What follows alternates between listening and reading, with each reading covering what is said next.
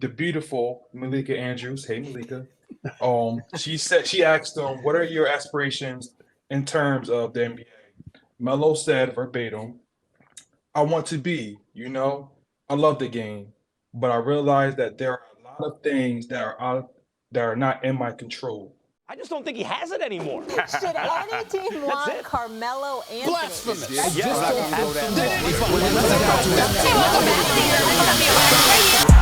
sir, Carmelo. What's going on, everybody? Welcome back to another episode of Control the Narrative, a podcast where we control the narrative that the media creates. If you're new around here, subscribe to catch our weekly podcast on YouTube, Apple Podcasts, and Spotify. And if you're a returner, a subscriber, or better yet, a Control the Narrative member, we appreciate you all. As always, the members a little bit more. It is February 28th. Tomorrow is March 1st. And Carmelo Anthony is still not on an NBA roster as of 8:12 p.m. Eastern Standard Time. We're getting a ton of comments, a ton of tweets, a ton of DMs about what's going on and why isn't he on a team and all this shit. And if you're watching or listening to this podcast, I'm just going to save you the time. We do not 100% know the answer. We brought on a few guys on this podcast tonight to take the context clues of the season, to understand what's going on based on what we've known about Melo over the past few years and really his whole career. So we don't have a specific answer of like, yo, this has got to be it. But we think we can have an idea and a conversation about it, which is what we're doing right now. We could record this whole fucking thing and tomorrow at noon find a Woj notification on our phone saying that Carmelo signed with the Phoenix Suns or the Knicks or whatever it is. But as of right now, 8:13 p.m. now, Eastern Standard Time on February 28th, 2023. This is the situation we're in. No Carmelo Anthony in the NBA. All these other teams are out having fun, scoring 70 points, coming back from 27 down and doing all this shit. And we are all sitting here wishing that we were watching Carmelo Anthony. So with that kind of little intro being said, like I mentioned, we brought two of Control's recurring guests on here, two of Control's finest podcast guests so far. Top right, Florida's newest resident, Velo. Velo, welcome back to the show again, bro. Hey, thanks for having me, Steve. It's always good to be here and being here with Sean as well. It's gonna be fun. Hell yeah! And I know I've owed you for a minute, so glad we could get this Man, ironed out. This is my first one from Florida, so Yeah. Hey, there we go. different vibe. So we'll see Good how shit. my opinion might have changed, but I don't think a whole lot. And Sean, as always, welcome back, bro. How you doing? Hey, man, I'm maintaining and sustaining, man. That's the name of the game. Maintain and sustain. Maintain and sustain, baby. One thing that has not been sustained is at least my real interest in the NBA since Melo has not been in the league. But what we're going to do is try to make sense out of this. Again, we don't have the answers, but we have a pretty good idea of Melo's career and like the NBA situation going on. So my first question, Velo, we'll start with you in the top right. Straight up, do you believe Carmelo Anthony has gotten offers that he's rejected since the beginning of the season? Or do you think he's still waiting on an offer? Yeah, I was thinking about this, Steve, and then from the perspective, like I always was telling myself that he did. That was kind of like my way of like, well, he's just like, he didn't find the right one. He's waiting for the right one, because I was kind of convincing myself. Like the more time has passed, and some comments, I think this happened on the game where he was at LeBron's LeBron's son's high school game when they were together, when he made those comments to Malika Andrews about like, hey, I'm still waiting, I'm doing what I'm supposed to be doing in the gym. I was like, oh shit. Like this is the first time I think really hearing it from his mouth that nothing is really happening, because everything was reports until then.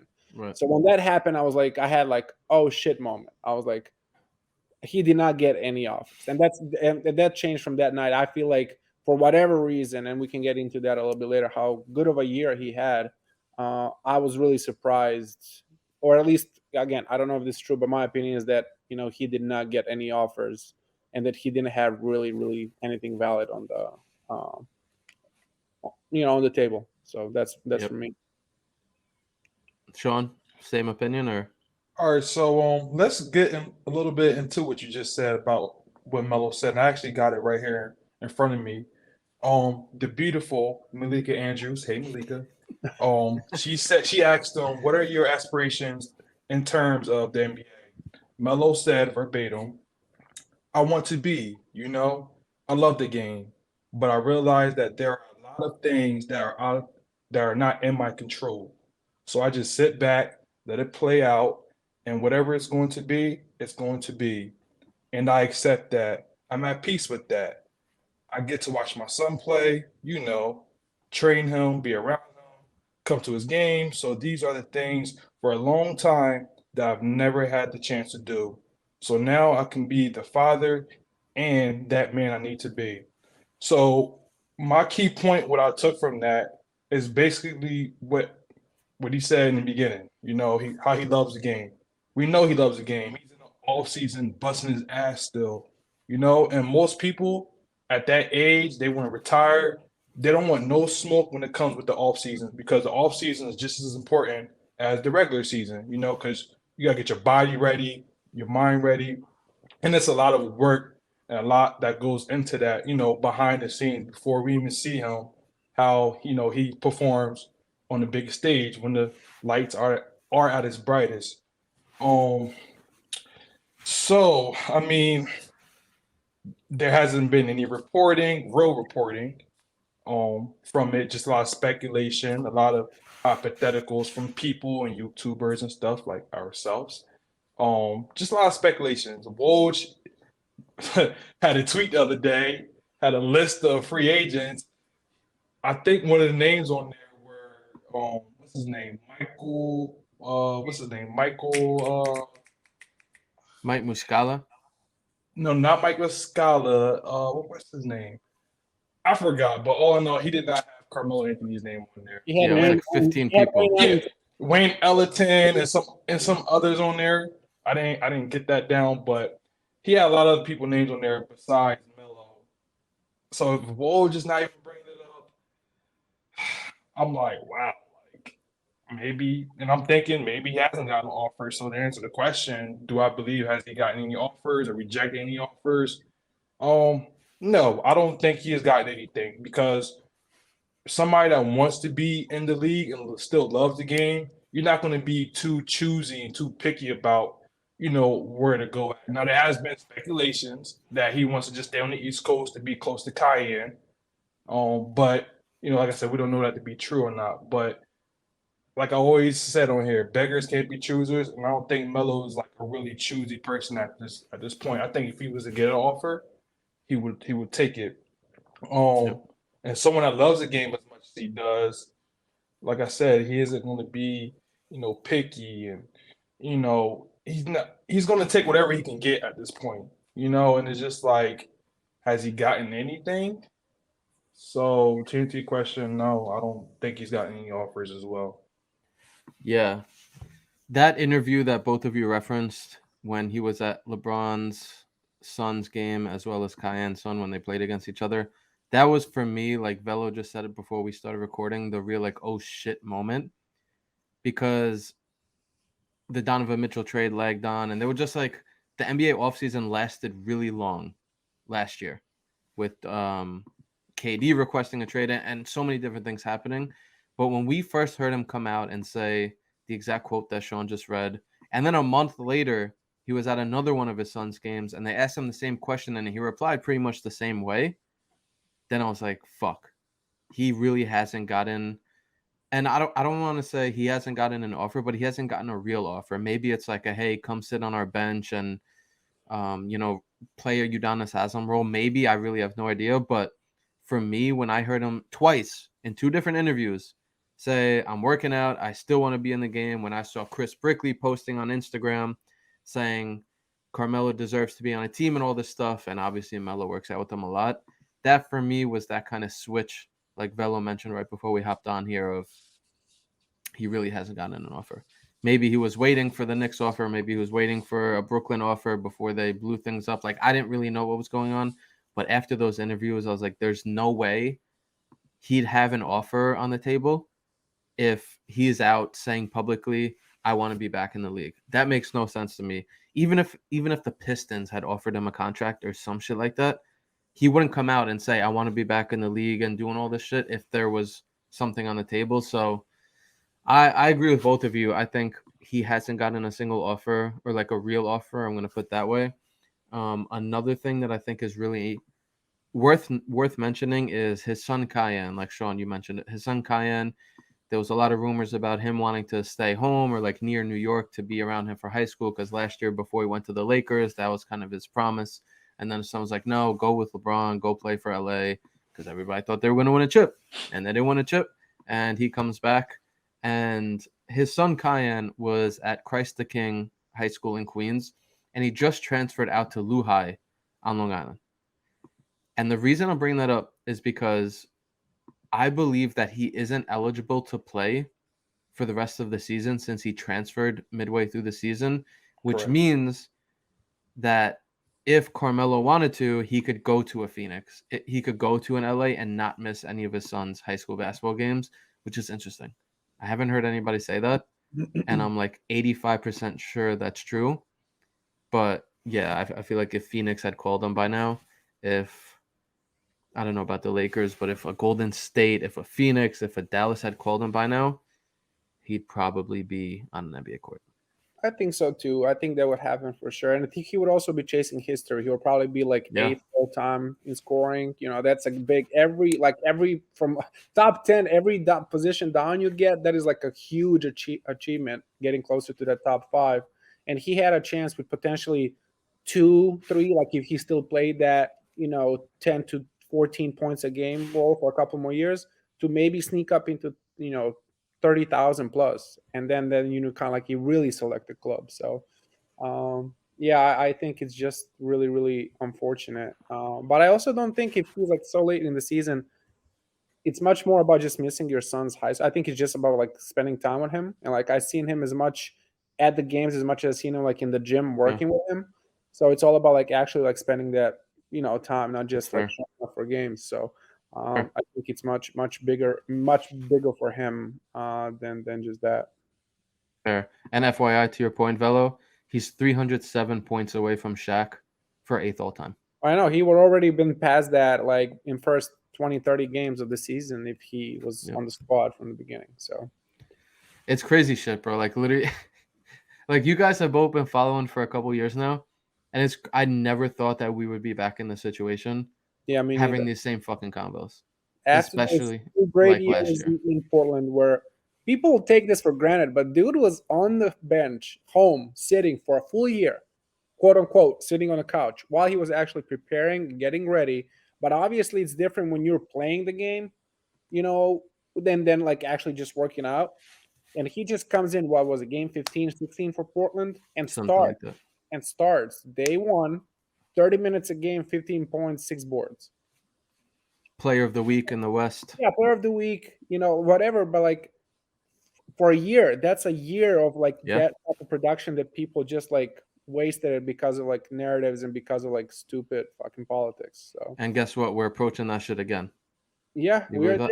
Like, listen, if he was sucked for the Lakers, like people always tell, like, yeah, Lakers underperformed, but Lakers are always gonna go this year, last year, every year, as far as AD and LeBron take them. Doesn't matter what the surrounding crew is at. Those two guys need to be healthy. Guess what? Last year, they were not healthy. LeBron missed like 40 games. AD missed like 30. Same shit with AD. Yeah. So, like, what are you gonna expect? Then you have a team that is full of people that are assembled to be there for a year.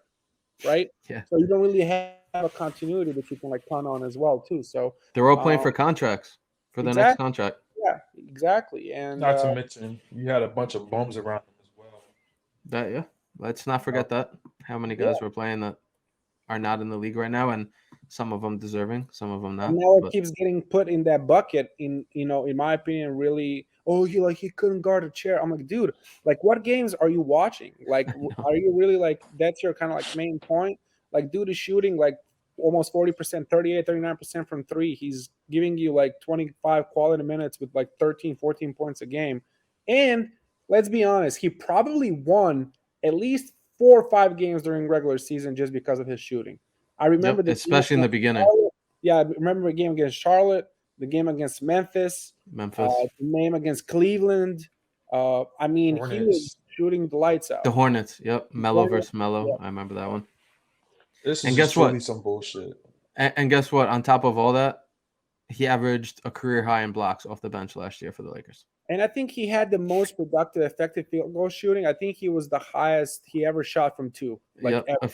Like Efficiency 55. field goal percentage, it was Yeah. his career high. Yeah. I So think he shot like 55% for two or something like that. Like Yeah. it was. I have it right here. He shot 52.1, which is a career high from two. Efficiency field goal percentage, he shot 54.4, career high.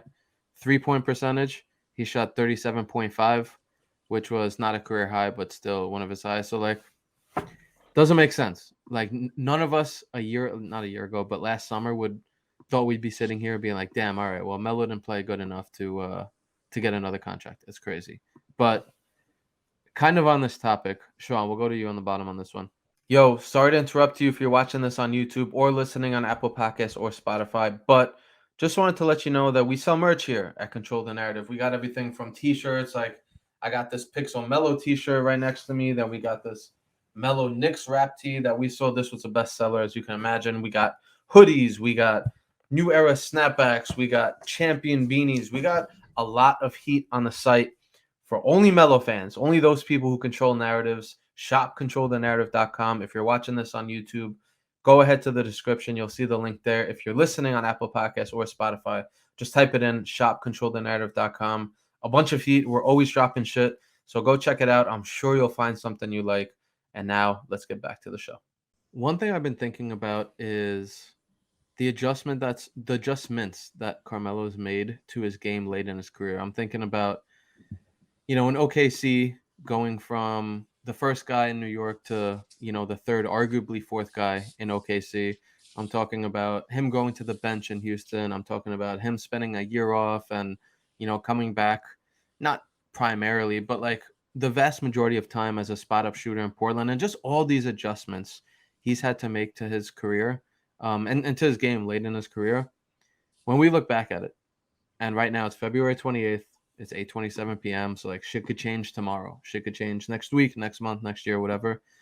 But do you think all the adjustments that he made to his game was worth it to be able to allow him to play a few more years? Or do you think it wasn't worth it, that he should have kind of stuck to his guns and went out like an Allen Iverson where, he didn't really have to change that much? Like, just what are your thoughts on that?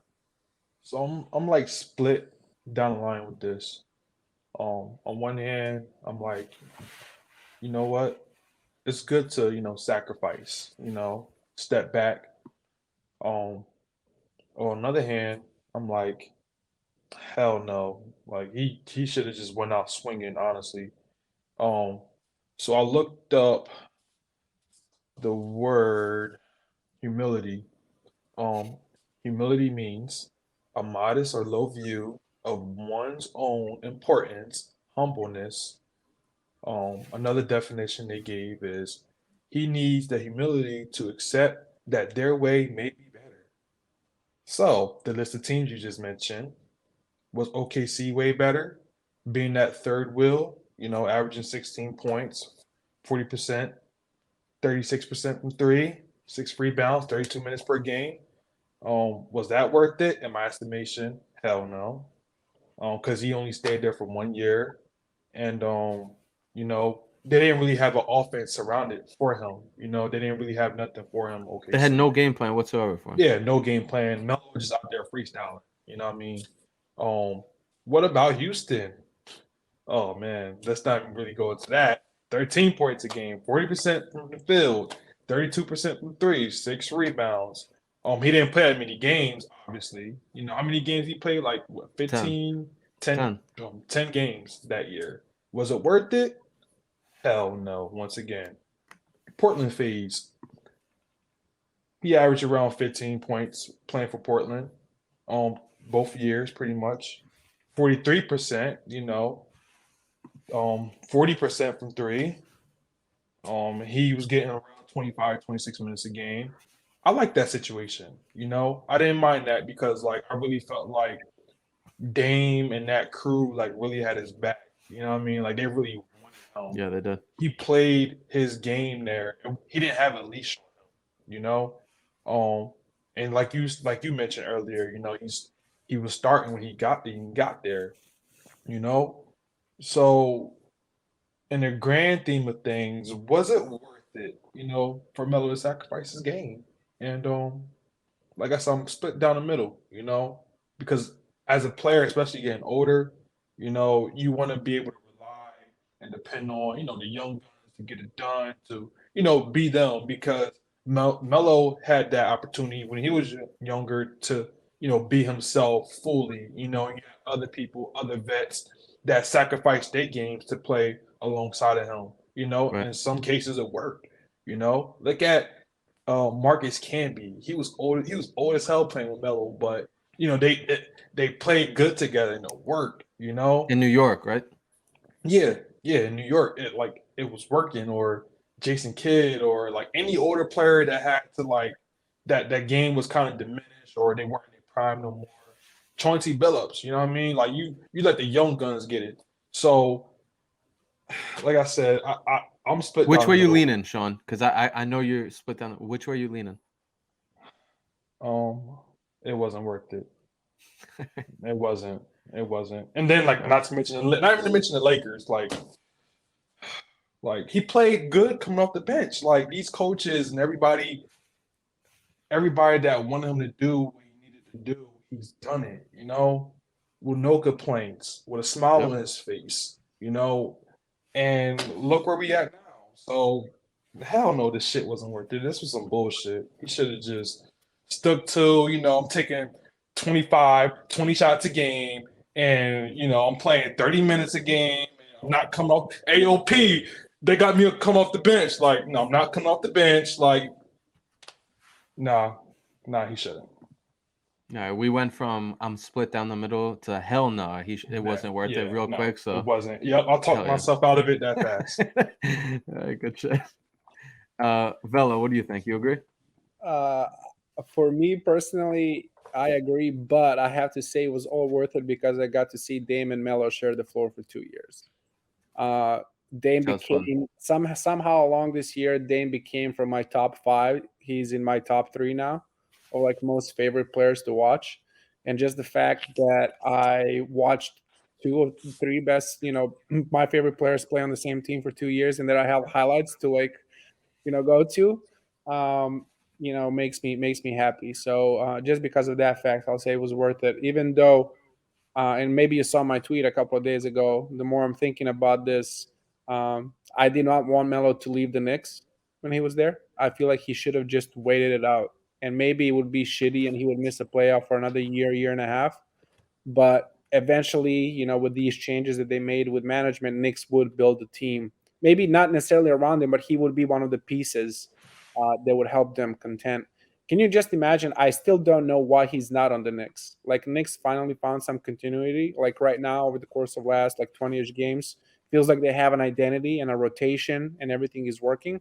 Can you just imagine having another closer, just another person that can knockdown shot and it's been in those moments in that gym, right? For like playoff. Because again, come playoff time, you need a guy that's been there, you know? And yeah, Melo maybe didn't win a chip, but Melo's been there in a lot of big moments in a lot of different stages. So having him to guide some of the guys like RJ Barrett, like Obi Toppin, like to share his experiences with them, like how is that not an asset, right? How is that not a value added? And then the second stint when it happened, when he kind of went through all of that and then actually came back with Portland, I know we talked about it. I think we exchanged a couple of tweets saying that Portland didn't offer him the third year. But I think if Melo really wanted to go back and Dame also, that would also be figured out. You know what I mean? I think Melo also saw an opportunity with the Lakers, right? Because it is at the end of the day, LA, and it's LeBron and AD. So it's a safe bet in a lot of cases. Not unfortunately, except that 1 year, of fucking course. Exactly. But you know, things don't work out sometimes. But I am glad that you know he went. Well, I'm not gonna say he went out because I don't think he went out until he says that he's done. But I'm glad that he kind of made that adjustment or whatever adjustment. I still thought he was a great player that just had a different role, but Yeah. I was happy to see him on the Blazers and play with them for 2 years. Yeah, that Knicks shit is really interesting. Like, obviously, hindsight is 2020. We can sit back here and be like, yo, he shouldn't have gone to OKC or Houston or LA. And, like, we could sit here and do that all fucking day. But thinking about what would have happened if he stayed on the Knicks and if he didn't start his ring-chasing kind of end of his career run, and if he stayed there, and, like, I know it was really, really hard and it made zero sense to do so because they had just fired Phil Jackson. They had just drafted Frank Ntilikina. They had Porzingis. Like, the Knicks had no direction whatsoever. Like, they were a rebuilding team. Like, they were going to go through a rebuild. And when we think about Denver, when Denver was about to go through a rebuild with Carmelo, he wanted out. And the same thing happened in New York. It's like, yo, he gives them a few years, which is, like, fair. You can't blame him for that. But that's interesting. When we think about this, when I think about this question about, the adjustments he made to his game and was it worth it, or should he have just kind of gone an AI type route where it was like, yo, I am who I am, I'm not changing, and fuck you if you don't like it.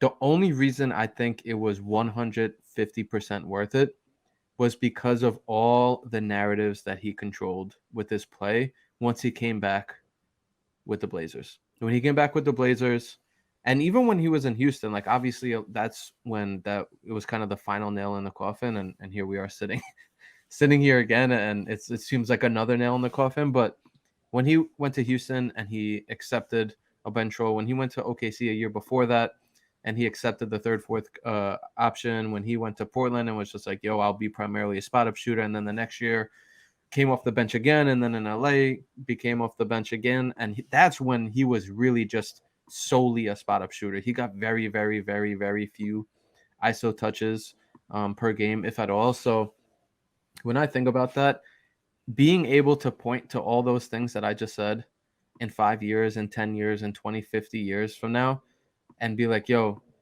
you think this about Melo, but do you know that he adjusted this and that he increased his three-point shooting and that he became even more efficient as his career went, and then he averaged a career block in his career blocks per game in his 19th year, and all of these things. It's just like, it's ammo for us, and it really just speaks to the type of person he is, where he was never the guy that the media made him out to be, that some of these people talking, whether it's old coaches or whatever, like, made him out to be. He was never that. And at the end of his career, I think and again, hopefully this shit's not over, but at the end of his career, he really proved to everybody that he wasn't that person. He was always willing to come off the bench or, take a lesser role or do all these things if the proper convo was held. And that's why he came off the bench in Houston. And that's why in Portland, he started the first year, but then the second year they came to him, they're like, yo, we want you off the bench. And he was like, all right, cool. He just wanted that communication. So that, to me, it made everything worth it. And, like, obviously, we got to see him with Dame, and I love Dame. Like, Dame is one of my favorite players of all time. He's the best player, in my opinion, that Melo's ever played with while Melo was on the team. Like, watching that dude in the bubble and even the year after in that playoff series versus Denver, I've never seen, like, Curry, obviously, but there's few guys ever that I've seen like that. Melo wasn't on the team at the time, but that step back versus the Thunder that sent them home, like, shit like that. That dude is so special. But that, to me, long story short, is why I think all the shit was worth it, because it really showed his true colors. And for people who are still trying to shit on him and hate on him for that, I think it tells us more about them than And it's Carmelo unfortunate Anthony. that he had to do that, to be completely Yeah. honest. He had No, to you're right. do all that and, like, control all those narratives and, like, right in the ship, because honestly, like, there's no reason. He's a winner. He's been a winner, right? Like, it takes a team. Like, there's a lot of legendary players that did not end up winning for, a lot of different reasons, right? So from that perspective, I feel like if he had this front office from the Knicks, like, he would be in much better shape. Would they win a chip with him? I don't know, but I feel like they would go really far, They come close. multiple years in a row. I don't think they would like blow it up and start rebuilding when you go to like Eastern Conference Final type of thing, right? So Yeah. I would find a way to improve the roster, which I think Knicks have been continuously doing over the course of the last couple of years. So, I mean, we're gonna have a lot of the what if conversations for Knicks tenure Melo. But I wish he like just stayed and became a legend and just broke all the records, like scoring, like whatever he could, most three made. I wish that he just stayed and then like, who knows? Maybe these narratives wouldn't be here to be controlled. Maybe he would be out of the league faster. We don't know, or maybe he would just still be on the Knicks. 14 years in. So that's gonna be a big what if moment for me. And here's one more, Velo, before we go to the next question. Maybe you don't move to Florida. Maybe you're like, yo, this is Melo's last year. I can't move away. I have to be at every single home game. And maybe your life is different because of that. Yeah, bro. I almost tell you, I was so pissed because I signed the lease here, and there were a lot of talks at the beginning of the season how with Gallinari being hurt, Melo might go and sign. Oh, with yeah. And I was like, yo, if this dude signs with the Celtics like a month after I Right when you moved move. to Florida, I was like, I'm gonna be pissed. Yeah. Don't get me I wrong, I would still love that he signed, but Yeah. I want to add one more thing though. Go for it. I respect what both of y'all said. It does show a lot about his character, right? How he is as a man. The narrative that he's actually going to control. He's not going to let other people think whatever they want about him. He's going to do what he needs to do and evolve and grow. And I get that. But when we look at a player like Russell Westbrook, right? This man is doing nothing but playing his game. He's not changing. He's not doing nothing. So how come there's a double standard for Carmelo Anthony and everybody else that played the game that can still play their game and be who they are? Russ be Russ, right? That's what Paul George said the other day. We want Russ to be Russ. And he's sure enough is going to be Russ. So how come a player like that don't have to change their game, but Carmelo has to do all this changing for what? Where is he right now? He's home, I think that's a great point. And I think two things. I think if Russ still does get a lot of scrutiny over the course of I was going to say that, yeah. He does get a lot of scrutiny still. But he is playing how he plays. I don't think there's changing in that. You either love it or hate it. And there's definitely, in my opinion, still a role for him in the NBA for at least 3 more years. But, oh man, did I lose my second thought on Melo? Damn, I think I did. I had a good one and I lost it. Maybe it'll come back to me. So, Steve, you take it over. I think you had something. Yeah, no, I was just going to say, like, to your point, Sean, a lot of people still are saying, like, oh, you just got to let Russ be Russ, and, like, that's his best version of him. But there's a reason he's been on 5 teams in 4 years, and that, teams are trading him for a washing machine and different things like that. So, like, completely fair. Like, I hear what you're saying. I just think if Russ had somehow, developed a really good spot-up shot, and he developed other parts of his game, and like when you talk about that, like he's good at a lot of things, but he's just fallen off efficiency wise and a lot of different in a lot of different ways. But it's something to think about because Dame Lillard had a quote, and last thing on this, and then we could go to the next question. But Dame had a quote where he said something recently about how the grass isn't always greener on the other side.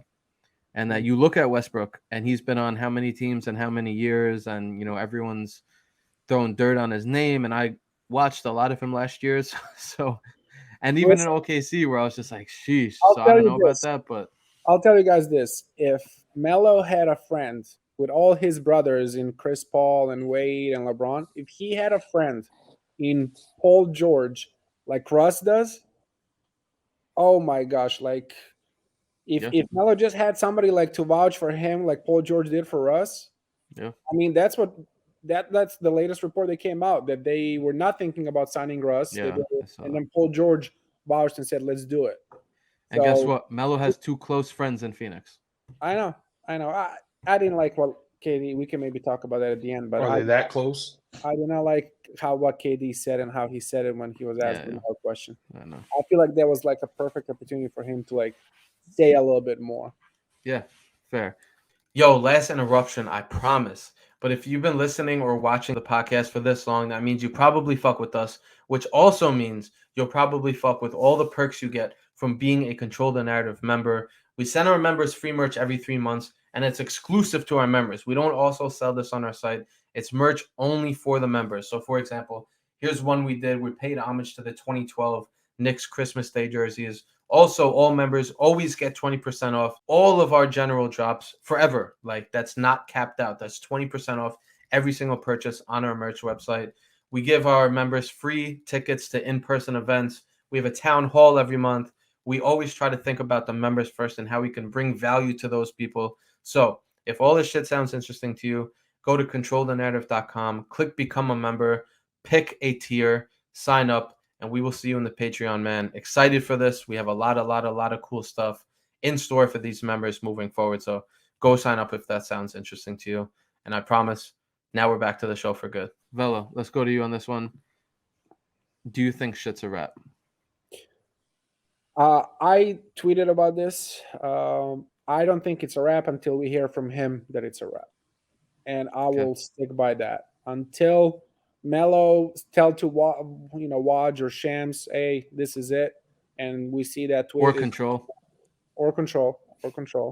Can you imagine? It's not it for me. So I can really easily see it. For me, to be completely honest, right now, there's a bigger chance that he will sign at the beginning of next season than that he will get signed before the end of the year. Because I told you this before the cast started. I don't know what type of role for a team, even a playoff team, does he get right now? Like last 15 games, does he break a rotation? And is that Melo that we want to see? Do we really want to see Melo get treated like Derrick Rose is getting treated on the Knicks right now?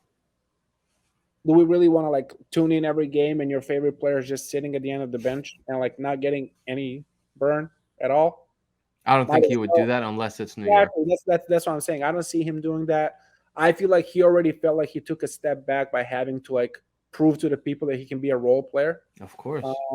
So I don't think he's going to be now, well, I need to spend, another 2 years in the league just being in the league without making any real impact. And I feel like when I say real impact, that again doesn't mean him playing 40 minutes. I feel like he can make a real impact on a game with a good 15, 20 minutes because you've seen what a lot of benches do for good teams within those 15, 20 minutes and how much difference they can make on any given night. So fair. Sean, I'm going to ask you the same question. Do you think shit's a wrap? I agree with you in your second half of your statement. The first part I don't believe in, only because Melo right now, he's 38 years old. He's not a spring chicken anymore. And if he's not going to get signed right now, being 38, what makes you think he's going to be 39 years old, another year older, and get signed on the team? I think if he was to get signed, it should have been definitely this year, because he's still younger, 38, 39, 39 is, more than 38. But I think I don't want to say it's a wrap either until he says it, but my heart and my mind is telling me listen, all good things come to an end, man. And it may not how he wanted to play out and want to go out, but that just may be reality of it. And I've actually had I'm taking a social media break actually just because we all been vouchers for Melo and biggest fans and stuff like that, and trying to see if we're just going to make a report or drop some news on us that Melo's going to come back, and doing so much advocating and debating with people online on Twitter, going at it with people on Twitter, whether Melo should be in the league or not. And it's just a lot, man. It's a lot because we love this man. You know what I mean? This is our favorite player. So to answer your question, Steve, I personally think it's a wrap. But until Melo actually comes out and says it himself, then I guess we won't really know until then. So yeah. Steve, before you go, let me just jump just real quick on why I feel like next season be more realistic, in my opinion. And I left that out in previous statement because I know he has ties with Knicks leadership, right? And we've seen kind of like Ian Beggs kind of talk about it. We saw Begley talk a little bit about because of his ties with Leon Rose and stuff. If he really wants to sign with a team and just do his thing, like Knicks would give him that because of the relationship that he has with Dolan, Leon, and probably Coach Tibbs too, who wanted him when Melo was a free agent with New York before he signed that 5-year, $120 million deal. He had like offer from Chicago to join, Noah and fucking Jimmy Butler and Rose and Tibbs, the prime Bulls, of the 2010s, right? So yeah, I think it's gonna be interesting to see, but yeah. Why couldn't it be this year though? Like why I couldn't feel they sign him this year? I think a lot of what's happening this year with the Knicks, with like potential trades, rumors, who's gonna go where, what they're trying to build, and I also feel like now they finally, like I previously said, have built something. Feels like they finally have a rotation, they finally have like the depth. I feel like they're done with trades and like the Cam drama, what's going on with Cam Reddish and all this stuff. I feel like everybody has their role. I think Brunson is also that kind of like peacekeeper, almost like that balance that Knicks needed from like the point guard standpoint. So I think finally, like you're getting like the Knicks tape and like the Knicks Twitter as well, kind of like, oh shit, like it was like, and it still is, fire Tibbs and all of that, but like people are starting to like turn around, right? Because winning cures everything, right? Yes, So now, Velo, let me ask you something then. If you think that there's a chance he's going to come back to the Knicks next year, Obi Toppin is not playing many minutes this year already for the Knicks. This year, I just had it up. This is his game log. This year, Obi Toppin for the Knicks at the backup 4. Guess how many minutes he's playing? 12 or 14. Obi Toppin is playing 14.8 minutes a game. Okay. And he plays the same position as Melo. So I don't think they would play Carmelo over Obi. So are you saying that Melo would come back next season, and just sit on the bench the entire season? No, I think he would have some minutes. I think he would get off the bench. Maybe not as a 6th guy, but I think he would be 7th, 8th guy. There's also a big chance that some of the Knicks younger core might get traded this year. I don't think those talks are going to go away if Knicks are still looking to upgrade the squad. And upgrade the squad usually means getting a star player for return of draft picks and at least a couple of young players. So I think there's a chance that maybe somebody like, Obi is not even on the team, right? And that Melo's getting his minutes that way. So as I'm saying, a lot of it is wishful thinking. I don't have any sources that told me, or maybe I have the sources because all the sources seem to be the same. But but as I said, I think that if there is like a big enough desire for him to just be on the team and sign off the way he signs off, I think the Knicks leadership will allow him to do that. Yeah, I mean, I think so too. I think, in my opinion, it's more likely that it's a one-day contract because I can't see him. And if Obi's there, I can't see him getting minutes from Obi, and I can't see Melo sitting on the bench playing garbage time for 82 games. But we'll see. We'll get to that when we get to it. The question, do you think shit's a wrap? I had a podcast a few weeks ago on here, and we were like, yo, when is the date that you're going to be like, oh, shit, what the fuck is going on? And for me, that was March 1st. If shit didn't happen by March 1st, a.k.a. a little over a week after the All-Star game, that's for me when I was going to be like pushing the panic button of I don't know what the fuck's going on, because I don't think that he would sit out another entire season and then come back next season and play again. So for me, if he didn't finish this season, I thought that was the end of it for him. And again, the reason, so I'm going to answer it that way. And to answer the exact question of do I think shit's a wrap? No, because when Carmelo Anthony signed with the Portland Trailblazers, we heard absolutely nothing about it before it happened. So every time I get a Woj or a Shams notification on my phone, I still think that there's a chance that it could be Carmelo Anthony signed with the Suns, Carmelo Anthony signed with the Mavericks, and things like that. So like you both said, until he comes out and says, this is it, then it's it. But for now, the panic level is at a 10 out of 10. As a Melo fan, like in terms of wanting to watch him again, because don't think he's going to sit out this whole season and then come back again next year as 39, like Sean said, and be like, all right, cool, I could play, 60 games now. And then I also don't think that, I don't know, like we could literally get a notification as soon as we stop hitting end recording and it says Melo signs with the Suns or Melo signs with the Mavs, but it's just, there's no hope. There's no hope. Like I have no hope. I see who you want him to sign with. Of course. Like Phoenix is a championship contender. His boys are there. The Mavs, they're a championship contender. Luka looked up to him. He's boys with Kyrie. Like that makes a lot of sense. The Knicks, very few people would want him to return to the Knicks as much as me.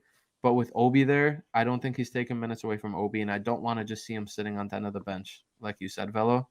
So it's like put him somewhere that he could compete for a chip, play 15 fucking minutes, hit a few threes, play 20 minutes, hit a few threes. And I just got a notification. It's a Google Calendar, so I just had like a mini heart attack. And that's the reality that like Carmelo Anthony fans are living in right now, where it's like, I get a text message and I quickly have to fucking look like that. But anyway, that's where I stand. I think I'm not going to sit here and say shit's a wrap because, like I said, we could get a notification tomorrow. But the fact that it's over a week after the All-Star game, almost 2 weeks since the trade deadline, and we're still having these convos, probably doesn't bode well. And the thing is, though, when Melo went to Portland, I'm gonna keep mentioning this. He was younger. When he was like 36, 37. He was around that. When he went to Portland. How many old guys do you see get signed in the NBA? Everybody is not Pablo Prigioni. I think he was like one of the oldest rookies to play and get signed. He was like pretty 35. old. He was like 35. He was 35 years old. Melo is about to be 39 years of age. My thing is, if it's not happening this year, at his age, where he still got stuff in the tank, he still got something to prove. I'm not saying he can't play at 39, but what's the chances of an organization being like, let's sign this 39-year-old guy? I agree. And let him play, like you mentioned, 60 games. Like that, I just don't see that happening. I don't. I agree. And if it does happen, hey, I'm wrong. And I'll admit that, I'll eat those words, but I don't see it happening. How many old guys you get, that had this opportunity to play? How old was Joe Johnson when when they let him play a little bit? What was it, last year, 2 years ago? He was pretty old. Where, in Boston or Phoenix? Was it Joe Johnson? Was it not Phoenix, Brooklyn? Yeah, Brooklyn. Yeah, I don't know how many games he played, but they let him come back for a little bit, and I don't know what happened, but I guess he wasn't playing that good, so they didn't want him back. But all in all, you don't see too many old guys coming back and playing, So, and I don't have much evidence of that to even show. So, yep. Anyway, I hate. It's funny. I put 3 questions on here because I knew that we were going to get into it. Usually I have 4, and we make 4 podcast clips out of it. So I was just like, nah, this is a 3-question type episode because I know that we can talk about each question for at least 15, 20 minutes. So, Velo, Sean, as always, thank you, boys, for coming on. But you guys know the deal. Before I let you go, I'm going to give you the floor to control a narrative. It doesn't have to be Melo related, doesn't have to be basketball related, doesn't have to be sports related. So if either of you have one, I'll give you the floor to control a narrative. I usually always have one, but I'm shooting blanks right now. I'm depressed, man. No? I'm depressed. Sean, give us 20 seconds about this social media break and why you're taking it. Because I did that a few years ago, and I thought it was really important. So I decided to go on social media break for 2 months. First, just to get a better and a good sense of just life and realness,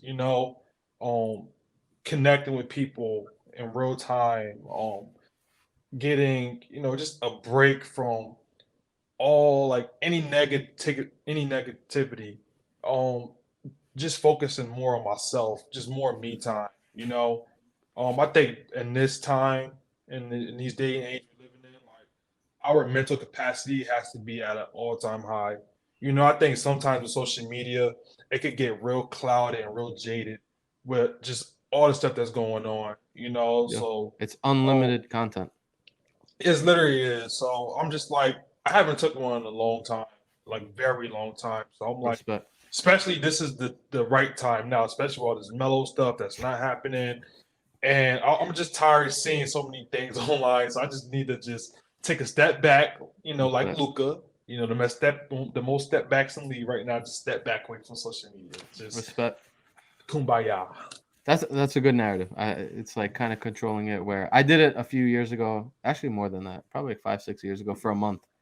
Like it put a lot of shit into perspective for me. So good shit, Sean. I wish you the best of luck, and thanks for taking a mini break of that to hop on here. I know this is like technically. I definitely kind of so I'm supposed to be off 2 months, and then when you hit me up in the Discord, it's like I'm gonna hit you up on Instagram. I'm like, Yeah. I'm supposed to be off of social media, so I had to go back on my account and go in there. But I'm like, this is all for the greater good. Fuck yeah. Appreciate you, bro. And Discord, if anyone is not in the Discord, controlthenarrative.com. It's free Discord. Over 110 people, I think, in the Discord. And talk Carmelo Anthony anytime. Always people willing to talk. So, Velo, you have a narrative? Yeah, man, I think that's impressive that you guys were able to do that. I feel like I'll be able to do that with all of the social platforms except Twitter. I feel like Twitter just gives me so much joy. And I try to be like super respectful too. Like from time to time, I'll go off on somebody. But like for the most time, I really try to be like a respectful, like, hey man, like we can agree to disagree. Like that's what I'm gonna go to. Like, hey, it's okay. We don't have to like agree on every single topic and we can still debate about it. But it's so funny. I find so much joy in Twitter that I don't feel like I would be able to like not entertain it. Twitter's great. For a while. So maybe I do need to try it because I'm saying this. But the narrative I want to like talk a little bit about is like that people should try to travel a little bit more. And when I say travel, people usually think like, hey, I need to go somewhere really, really far away. I need to go to a different country. I need to go.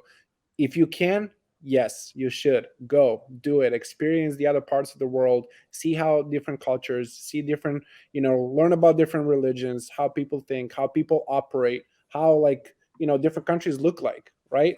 What is the public transportation somewhere else, right? All of those little things can really, really like make you learn more a little bit about yourself and like how you can handle yourself. But also, if you can't afford that, and you maybe go to a state nearby. Maybe if state is too far away, just go to a different city, right? And try to like get out of your comfort zone a little bit more. And I think travels allows you to do that in a different environment where you maybe need to like BS your way around the language to like understand or get somewhere, or you need to interpret the menu, whatever the case might be, right? So I definitely want to kind of encourage and kind of control that narrative that if people can afford to really kind of go out and travel, experience new things in different cultures, and learn more about yourself. Especially after COVID. Yeah, specifically. Fucking locked in. I mean, we live.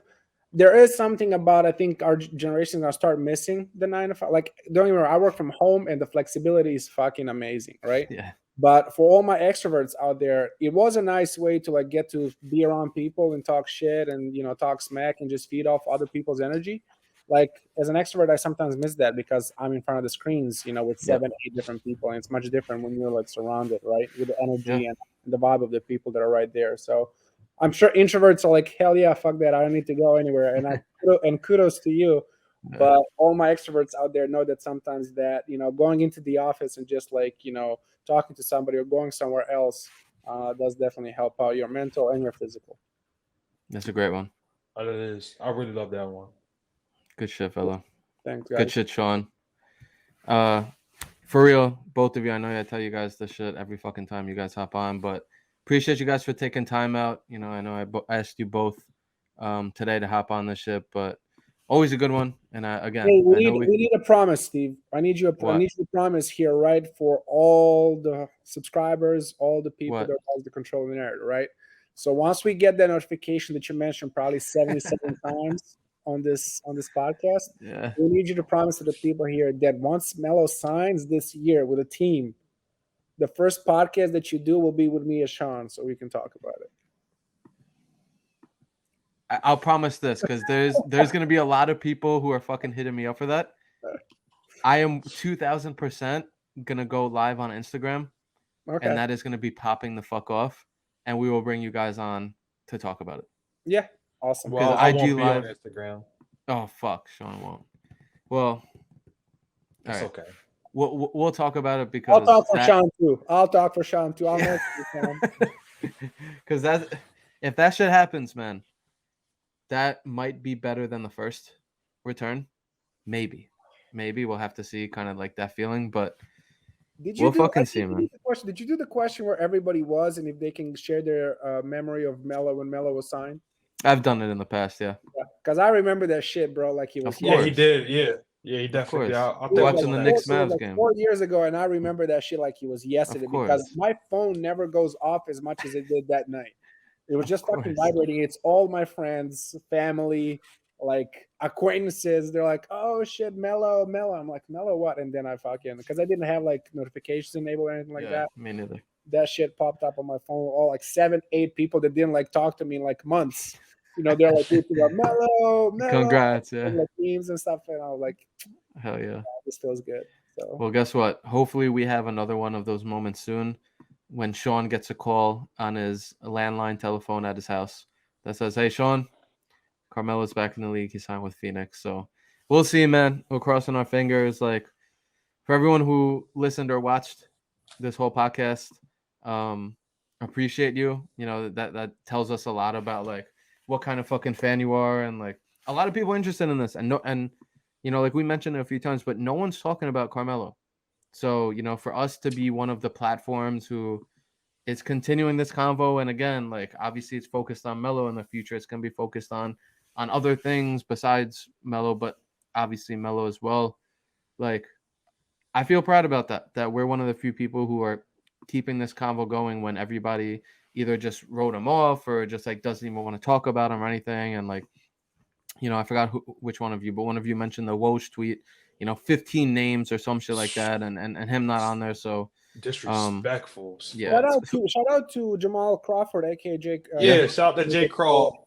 for calling it out, even though it was briefly. yeah. Shout out for him for mentioning his name Hell yeah. on TNT, and then also shout out to who mentioned him recently. Oh, Chris man. Paul said something about him too. No, Scoop? Somebody recently. Yep, Scoop B for asking Scoop that B, question yeah. for Yep. Katie, even though Katie didn't really went on full brotherhood like I was Yeah. hoping for. That's Scoop fast actually answer. asked the question. I think Scoop, like many of us fans, I think Scoop is a fan too, and I think he's hopefully, you know, hoping that Melo will get signed Of course. somewhere soon as well. Of course. Word, man. Great way to fucking wrap that up. Velo, Sean, for real, as always, appreciate you both. Hope to see Velo on the IG Live, and then Sean another time when Melo hopefully get that notification from Woj. So either way, man, hope you boys have a great rest of your night, and let's wait for that fucking Woj notification, man. Yeah. Thanks for Free having us. Melo. Free Free Melo, Melo. baby.